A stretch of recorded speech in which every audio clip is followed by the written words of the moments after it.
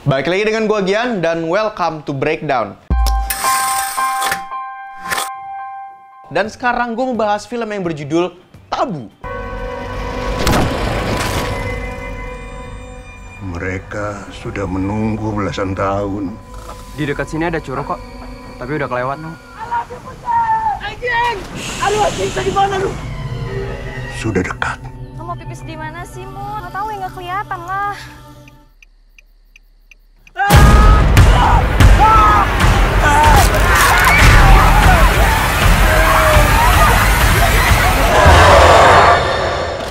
Ini adalah spoiler konten.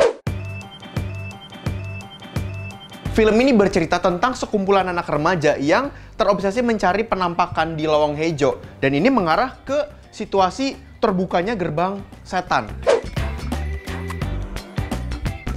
Oke, kita masuk ke dalam plot. Ini selalu deh genre film horor yang mengangkat kisah seputar anak remaja yang terobsesi untuk mencari penampakan. Buat incer target pasar anak SMA. Pas pitching sih bilangnya kayak gitu, tapi entah kenapa ini menjadi semacam generic plot. Dan akhirnya perkembangan cerita filmnya jadi sebatas itu aja. Selama penggarapannya menggunakan aliran James Wan, film gue menjadi aman.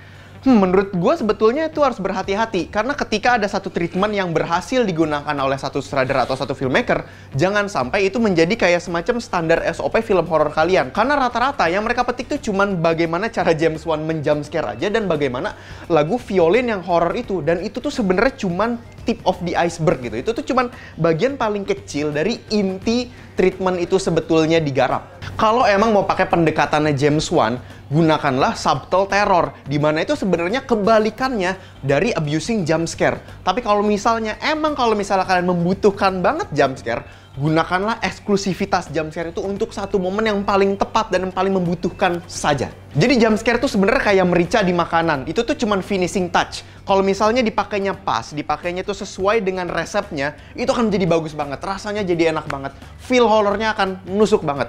Tapi kalau kebanyakan, jadi hancur rasa makanannya. Kenapa gue bisa bilang kayak gini? Karena sebenarnya film Tabu itu mempunyai potensi. Dia tuh sebenarnya bisa ada potensi untuk membawa genre film horor Indonesia yang klasik. Kalau filmmaker bisa aja lebih bandel untuk menggarap treatmentnya dan membuat lingkup ceritanya itu lebih kecil, sebenarnya film ini bisa menjadi sodoran yang beda, tapi sama. Tapi ini condongnya kayak yang bagus. Karena saat lu nonton film Tabu, lu sebenarnya bisa merasakan kesan-kesan saat lu nonton film Jalangkung atau lu nonton film Munafik, di mana ada teror yang sangat membumi dan kisah-kisah remaja yang lalai karena mereka tidak berpikir panjang.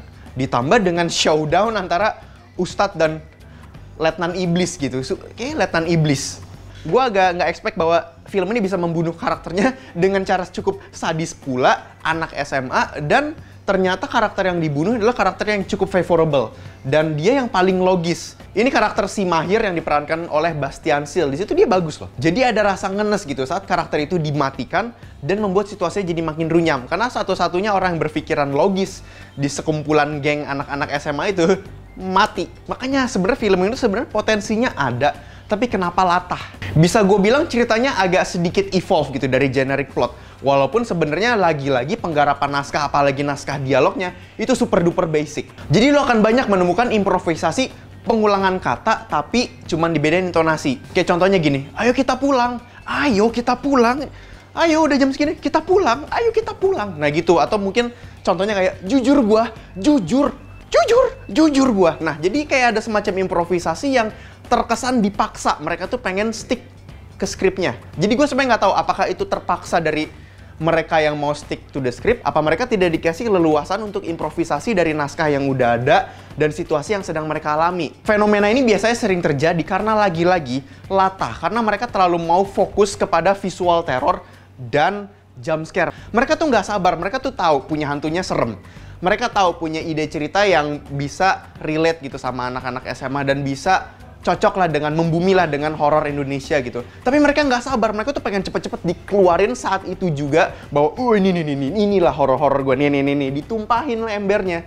Jadinya filmnya tuh nggak ada momen. Jadi sebenarnya ini adalah challenge gitu buat filmmaker horor Indonesia yang mungkin baru-baru mau mencoba genre horor ini. Bersabarlah, kasihlah waktu untuk film lu untuk bikin build up dan bikin koneksi ke penonton yang nonton ceritanya. Karena film horor itu sebenarnya lucunya itu sangat erat banget sama emosional. Lu harus dibikin emosional, penonton tuh harus dibikin insecure. Bahkan di adegan yang emang gak ada hantunya. Filmmaker horor tuh harus cerdik dalam menciptakan situasi, menciptakan mood gitu. Jadi bisa jadi adegan yang cuma ada visualnya aja itu bisa lebih mencekam dibanding jump scare atau penampakan hantu yang sudah dilengkapi dengan special effect serem kalian. Karena kalian mempercayakan penonton untuk berimajinasi. Sesuatu yang abstrak itu bisa lebih mencekam ke penontonnya karena mereka tidak tahu mereka akan expect apa. Mereka tidak ada waktu untuk siap-siap karena ini nggak tahu nih, ini mau ditakutin atau ini cuman salah denger doang. Gunakanlah imajinasi untuk menstimulan penonton ke teror kalian. Kenapa itu menjadi tugas kalian? Karena saat kalian menstimulan teror ke penonton, tiap adegan horror yang di build up, itu bisa memancing-mancing versi ketakutan mereka sendiri. Sehingga itu membuat film horornya luas. Jadi gue nggak bilang bahwa jump scare itu salah. Tapi ketika film ini sudah menggunakan jump scare ke 3 miliar 21, itu ibarat kayak kalau main Tekken nih, kalian pakai Edi sama Lau. Jadi di spam aja tuh X sama bulletnya. Padahal ya, ada momen di film Tabu yang emang menurut gue nggak sengaja mempraktekkan sebuah teror audio yang cukup mencekam di salah satu adegannya. Ini feel-nya sama yang lu rasakan saat lu nonton film Insidious, di mana sih ada HT bayi yang mengeluarkan suara bisikan-bisikan orang dewasa, tiba-tiba dikasih impact dengan suara monster. Cuman agak beda, tapi esensinya sama. Jadi di film Tabu ini ada seorang ibu yang bernostalgia anaknya yang hilang di lowong hejo. Dimana ciri khasnya si anak kecil tuh suka ngetok-ngetok meja.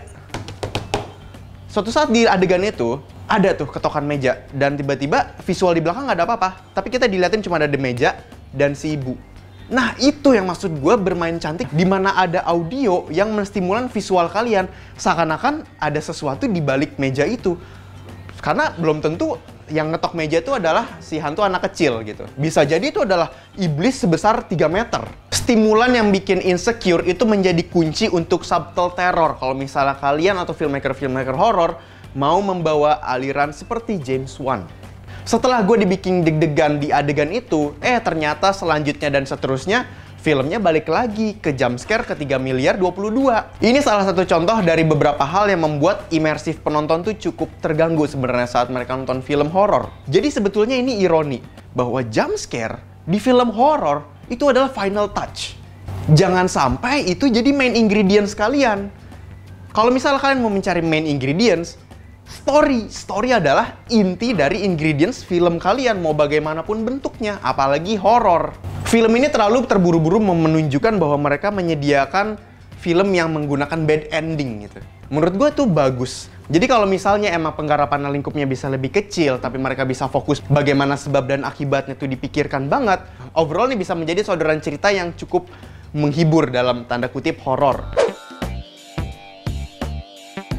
Kita ada Angga Yunanda sebagai Diaz, Isel Frisella sebagai Kayla, Bastian Steele sebagai Mahir, Agatha Chelsea sebagai Muti, Ren Wijaya sebagai Tio, dan Elina sebagai Adis.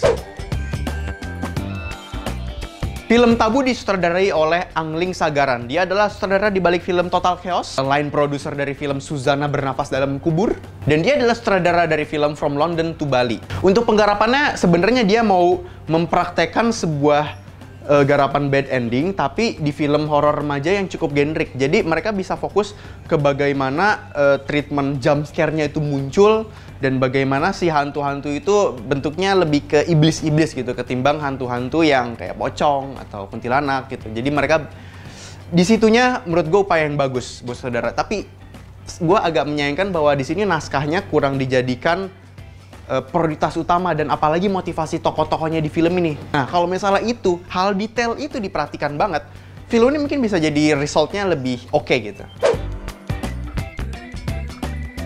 Oke, kita masuk ke dalam rating. Untuk hasil akhir, gua rate film ini 6 dari 10. Untuk penggarapan jump scare dan motivasi film itu yang agak sedikit disayangkan, film ini sebenarnya bisa membuat potensi baru untuk premis yang seperti ini. Soalnya kayak gini, kalau misalnya emang mau cari sesuatu yang relate gitu, gue nggak tahu, emang banyak ya anak SMA yang masih terobsesi untuk mencari penampakan. Bukankah sudah banyak film yang menjelaskan bahwa itu adalah ide buruk? Kalau misalnya emang mau relate dengan anak SMA, carilah sesuatu yang emang beneran relate sedang terjadi di mereka saat menanggapi supranatural. Kalau misalnya emang nggak dapat, jebaklah mereka ke situasi film kalian. Contohlah film Saw dan Hereditary, di mana sebenarnya situasi yang mereka itu adalah terjebak dalam situasi yang buruk banget. Buatlah kondisi mereka terjerat dengan konflik yang dihadirkan oleh lingkungan filmnya. Sebagai contoh, kenapa nggak di sekolahnya mau ada field trip? Atau at least kenapa si para sekawan anak SMA ini, kenapa nggak basically mereka adalah hikers? Sehingga saat cerita ini masuk ke premis, tidak ada sesuatu yang dipaksakan. Mereka tuh emang seperti itu from nature. Karena dalam film pun, situasi cerita tuh harus tetap form, follow, dan function. Oke, cukup sekian untuk review gue kali ini. Kalau misalnya kalian punya pendapat soal review gue, silahkan share pendapat lo di kolom komentar bawah. Kalau misalnya kalian punya pendapat sendiri tentang film Tabu, atau mungkin punya rating sendiri tentang film ini, silahkan share pendapat lo di kolom komentar bawah. Jangan lupa like, comment, dan subscribe ke channel Kincir Cinema Club. Kalau misalnya lu suka mengetik review film, lu bisa cek ke website kincir.com karena di situ kita ada review film, di situ juga ada review film Tabu dan lu bisa share tuh kesan kalian bagaimana sih saat nonton film Tabu, bagaimana sih rasanya dengan film yang menggarap treatment James Wan. Dan jangan lupa share video ini ke teman-teman lu yang emang horror junkies. Teman-teman lu yang masih SMA mungkin, teman-teman lu yang dulunya pernah kena hype ekspedisi alam gaib mungkin. Dan ayo kita breakdown film selanjutnya bersama gua Gian. Dadah.